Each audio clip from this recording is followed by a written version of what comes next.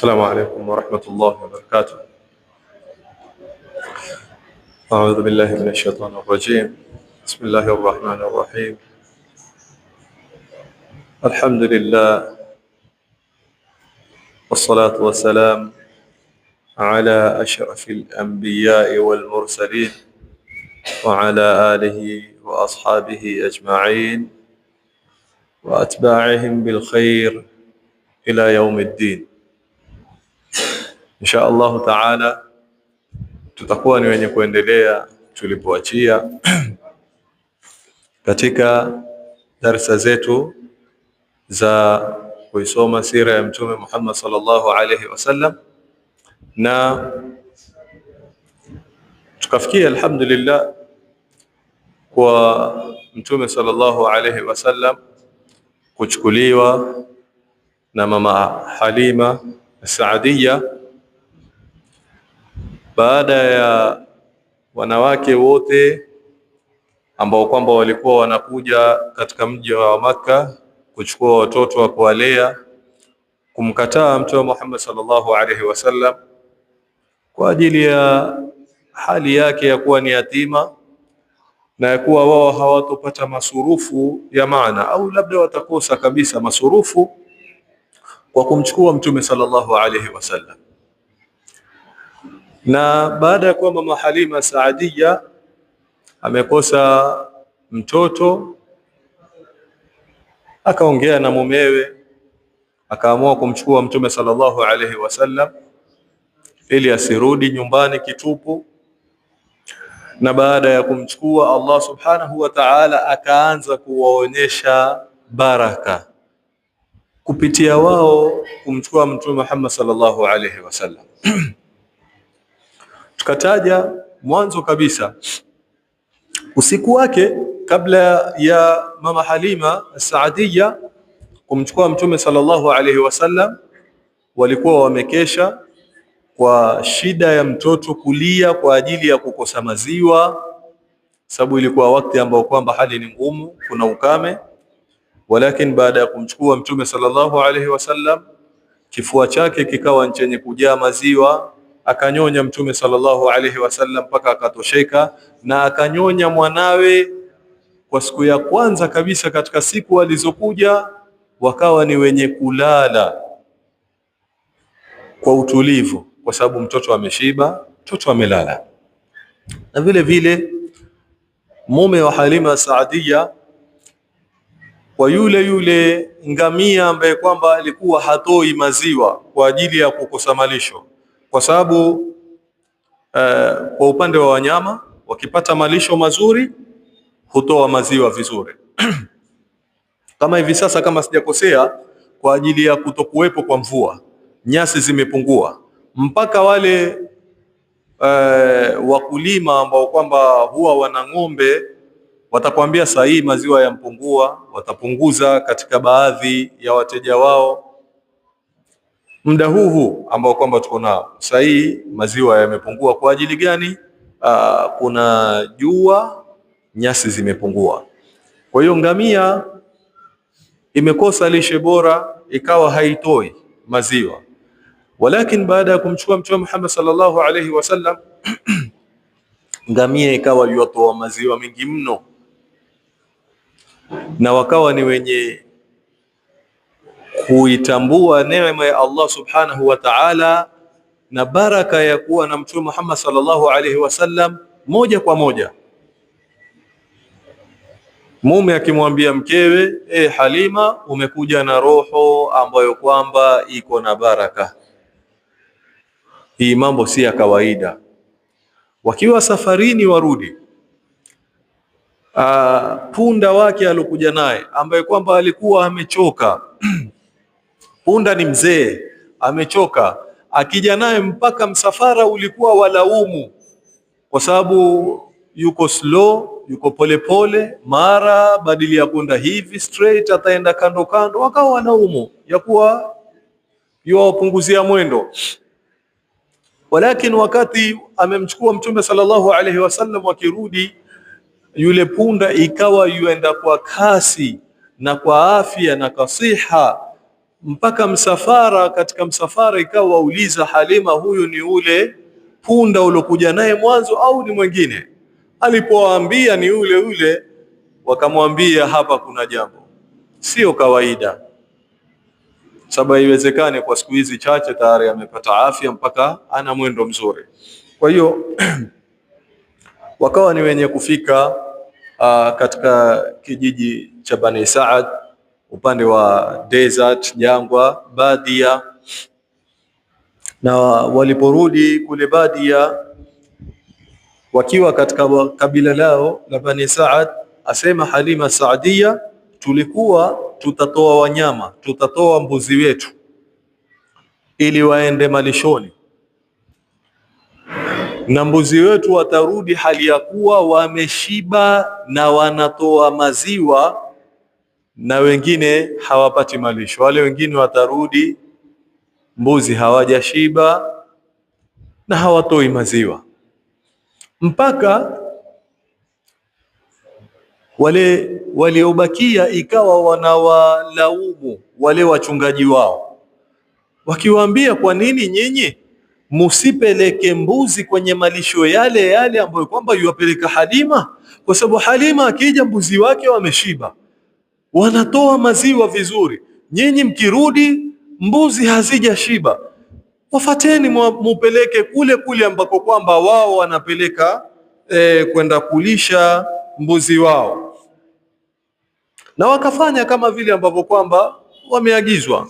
Wale walishaji wakawa ni wenye kufuata kule kule ambapo kwamba kina Halima Saadia wakipeleka mbuzi wao, na bado ikawa wakirudi mbuzi wa Halima wameshiba, hawa wengine wako na njaa. Na walikuwa wakiitambua moja kwa moja hizi baraka za mtoto kama huyu. Asema Halima, asema na Allah subhanahu wa ta'ala aliendelea kutuletea baraka, na ikawa twazitambua sisi baraka kama zile. Na hii ni katika tabia mzuri ambazo kwamba za mstahiki mu'min, za mstahiki Muislamu. Yani tusiwe watu wa kuona yale matatizo peke yake, kwa sababu mwanadamu alivyoumbwa hivi ndivyo alivyo.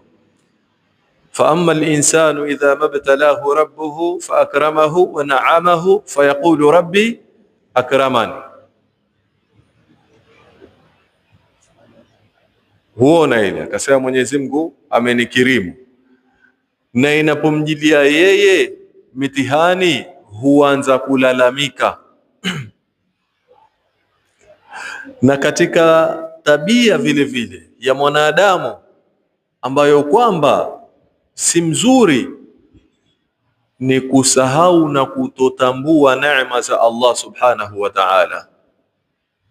Akawa ni mwenye kufanikiwa, akaona ni kwa ajili ya bidii ambayo kwamba yeye yafanya, akaona ni kwa ajili ya weledi. Yatakaniwa tuwe wepesi kutambua ya kuwa hii ni neema ya Allah subhanahu wa ta'ala juu yetu.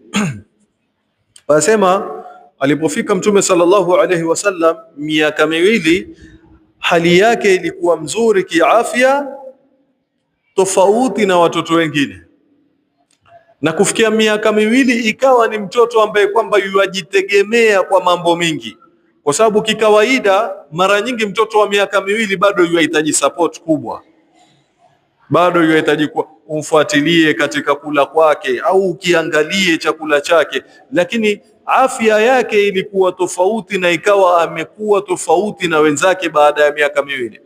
Kwa hiyo umri ushafika miaka miwili na hali yake ni mzuri kama hivi, kilichobakia kumregesha mtoto kwa mamake, kwa sababu mtoto ashakuwa stable, sio? Kwa hiyo Halima akawa ni mwenye kufunga safari, wakaenda Makka, na akawa yamregesha Mtume sallallahu alayhi wasallam.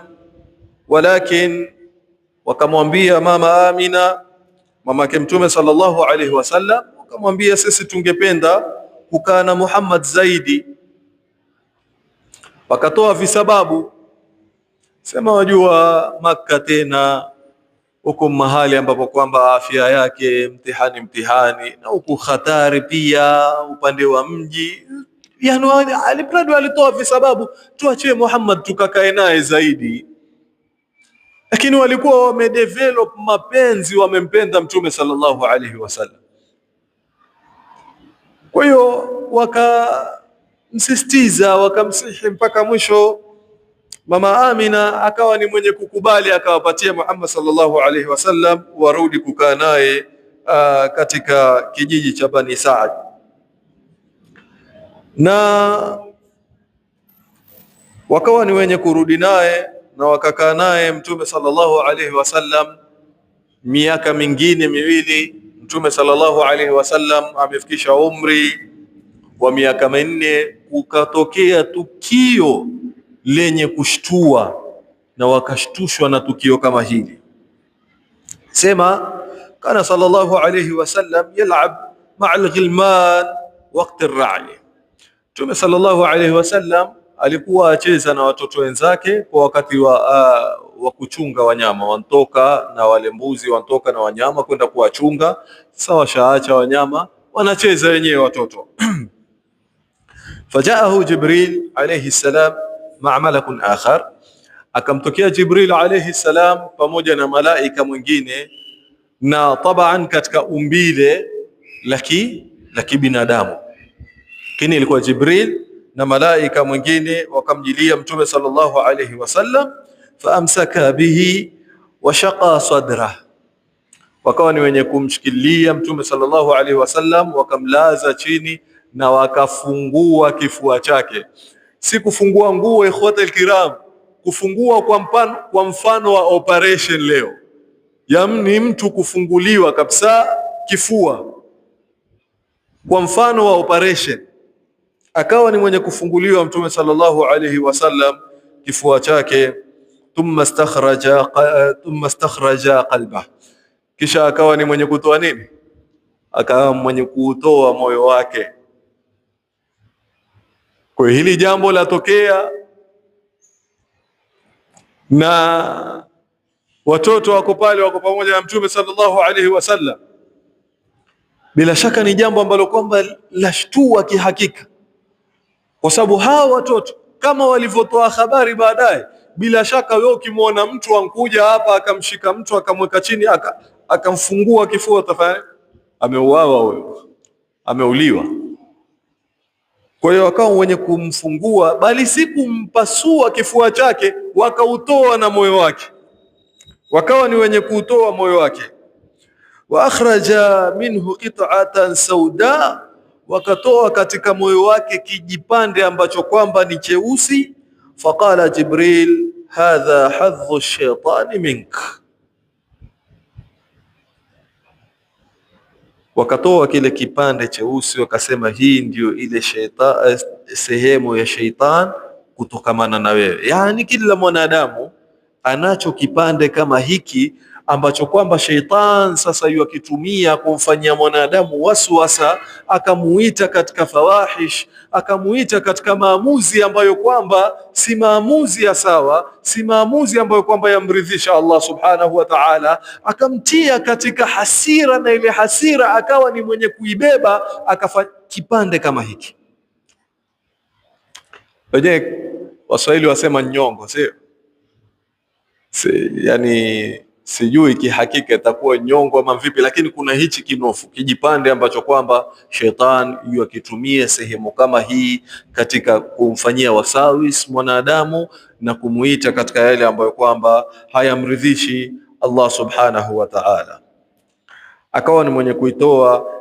Thumma ghasala qalbahu wa batnahu, kisha wakawa wenye kuosha moyo wake na sehemu yake ya ndani, fi wi'a min dhahabin, katika chombo ambacho kwamba ni cha dhahabu, bimai zamzam, kwa maji ya Zamzam. Wakawa ni wenye kumuosha Mtume sallallahu alayhi wasallam moyo wake na sehemu yake ya ndani.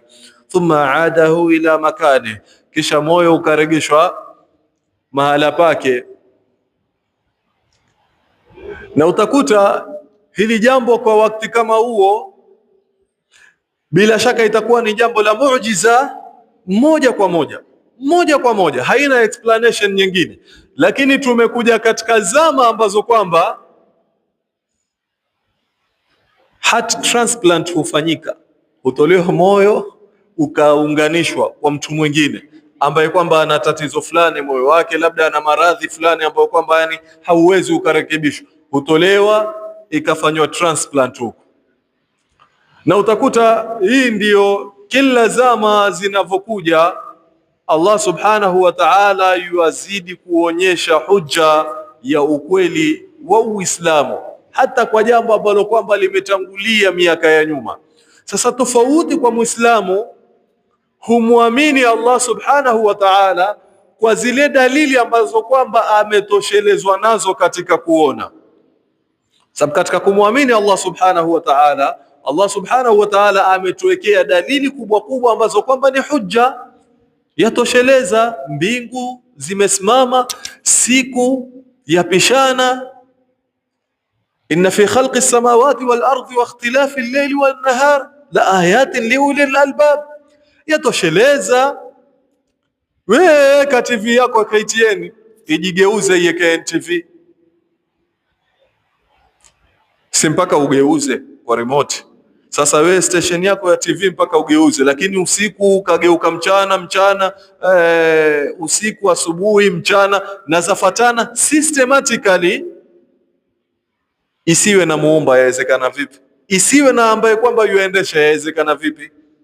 Haiwezekani. Season ziko mpaka watu wazitambua. Mtu akwambia saa hii natoka zangu mjini, nda zangu shamba, nda kutayarisha mashamba, kwa sababu mvua ziko karibu. Iko systematic mpaka watu wanafahamu. La ayat liulil albab, yatosheleza dalili. Sasa baada ya kumwamini Allah subhanahu wa ta'ala kwa dalili ambazo kwamba Allah subhanahu wa ta'ala amechallenge akili zetu, na akili zetu zikakinaika bila shaka la ilaha illa Allah, kisha kwa Mtume sallallahu alaihi wasallam Allah subhanahu wa ta'ala atupatia challenge ambazo kwamba ni za kiakili, zitutosheleze katika kumwamini mjumbe wake. Wa in kuntum fi raibin mimma nazzalna ala abdina fa'tu bi suratin min mithlihi wad'u shuhada'akum min duni llahi in kuntum sadiqin. Usipate taabu ukasema wataka kwa wale ambao kwamba wafanyia uadui Uislamu. Leo mtu atatoka akachome mashaf, mtu atatoka aitusi Qur'an. Fanya hivi, toa aya moja peke yake ambayo kwamba itakaa kama Qur'an, yani kabisa. Toa aya moja, tafuta msaada kokote unakotaka basi na Allah subhanahu wa ta'ala.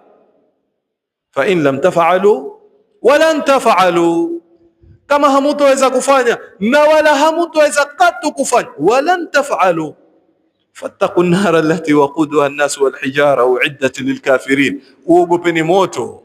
Kama hamtoweza basi ule moto wa kihakika, na huyu ni mjumbe wangu kihakika. Hii inapotutosheleza, basi zikaja habari baadaye ya kuwa kifua kimefunguliwa, hata bila ya hujja ya heart transplant, tuamini moja kwa moja. Tukiambiwa Mtume sallallahu alaihi wasallam antoka Maka mpaka Falastini mpaka uwingu wa saba kwa usiku mmoja, nani katika Muislamu huwa yuaje yuuliza akataka kukalculate ilikuwaje, kwani kulitokea nini? La, sababu zile hujja mzito zimetutosheleza za Allah subhanahu wa ta'ala. Habari zilizobakia bora iwe ametupatia Allah subhanahu wa ta'ala na mtume wake. Sisi tumesilimu, sisi tumeamini kwa habari hizo. Kwa ikhwata alkiram, akawa ni mwenye kuregeshwa Mtume sallallahu alaihi wasallam moyo baada ya kutolewa nyongo kama hii. Walghilman yushahiduna dhalika kullah, wale watoto ile picha yote wanaiangalia, picha yote wanaiona, tukio lote hili wanaliangalia. Wakawa wenye kutoka mbio, wakirudi nyumbani, wakifika na kumwambia mwanzo akaanza kusema yule mtoto ambaye kwamba ndugu yake min arradhaa, katika kunyonya, akisema akhi min Quraish, akhi min Quraish, ndugu yangu yule ambaye kwamba yotokana na Makuraish. Akaulizwa ana nini, mabihi. Watoto akasema Muhammadun qad qutila, Muhammad ameuawa huko, Muhammad ameuawa. Wakashtuka, katoka Halima pamoja na mumewe, wakakimbilia kwenda kuangalia wajulia habari za Mtume sallallahu alaihi wasallam. Wakaja wakampata mtoto mzima, isipokuwa uso umepiga weupe, ule weupe wa kuparara, na mkama ambaye amepatikaniwa na mshtuko mtoto. Basi Halima wakamuuliza imekuwaje, kuntokea nini? Na akamwambia hivyo hivyo, ni mtoto. Kaambia kuna mabwana wawili wamekuja wakanifungua kifua changu wakatoa kitu huko ndani. Sikina Halima alikuwa akimpenda sana Mtume sallallahu alaihi wasallam, alihofia Muhammad sallallahu alaihi, hakutaka afikiwe na madhara yoyote, na juu yake hakutaka afikiwe na madhara akiwa naye alaihi salatu wasalam. Kwa hiyo wakawa wenye kumchukua mara moja, wakafunga safari, karudi katika mji wa Makka. Kaja kwa Amina kimwambia, bwana Muhammad ndo huyu, waweza kumtoa mwenyewe sasa. Wakimwambia adaitu amanati wa dhimmati, nimetekeleza amana yangu na dhima yangu, haya mwanawe huyu hapa, mtoe mwenyewe. Amina akashangazwa na hili jambo. Hawa watu walikuwa na hamu ya kukaa naye alayhi salatu wassalam. Ambia, nyinyi mlikuja mkiwa na hamu sana ya kukaa na Muhammad, imekuwaje? Hebu niambieni kuntokea nini mpaka mumekuja mwamregesha Muhammad, hali ya kuwa mlikuwa sababu jana yake uwe na hamu na kitu. Beba, na mimi naomba unipatie huyu mwana, nitakulelea inshallah, basi akiwa mkubwa nitakuletea, kisha alafu baadaye ya miezi 2 mitatu niletee mwana. Mwanawe bwana ndo huyu, nishakaa naye bwana, naregesha amana, ndo hii salama. Bila shaka utakuwa na wasiwasi, kunani? Basi akawa ni mwenye kuasisitiza mpaka mwisho, wakawa wenye kumwelezea yale ambayo kwamba yalitokea, na Amina akawa ni mwenye kuwaambia. Baada ya kusikia kile kisa, Amina hakushtuka. Na huyu nani? Ni mamake. Habari kama hiyo mtu wa kwanza itamshtua mshtuko mkubwa mzito, pigo kubwa, atakaye hofu wa kwanza ni mamake. Walakin tofauti, mamake alisikiza hizi habari, hakushtuka, katulizana, akawauliza, nyinyi mwahofu juu yake ya kuwa huenda akafikiwa na jambo baya huyu mtoto? Asema la, wallahi halitowahi kumfika huyu mtoto jambo baya, na hapa kwa Allah subhanahu wa ta'ala haitokuwa hivyo. Asema mtoto nilipobeba ujauzito wake, basi ujauzito wake ulikuwa mwepesi kabisa, sijawahi kupigiwa nao mfano. Ulikuwa ujauzito mwepesi kabisa, na ujauzito wa kipekee kabisa.